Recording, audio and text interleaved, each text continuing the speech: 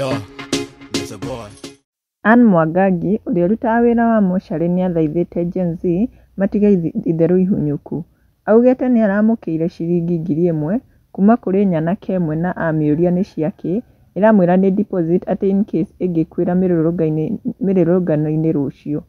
Atĩ ĩramwĩrire ĩkwenda kũrĩha na mũtaratara wa lipa mdogo mdogo.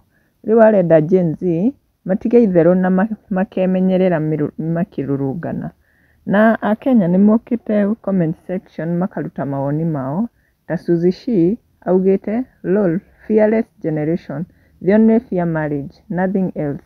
Mnasemanga mau, this Gen Z is something else. Nake mũrũ wa Bakari augĩte only the parents can understand these kids. Tondũ it's not easy. Nani alituma tumchangie the remaining amount? Jane Wambui onake nĩ augĩte as a parent, this is not a laughing matter. Betty Joe nake nĩ acangĩre kuuga only in Kenya, Kai wonders shall never end.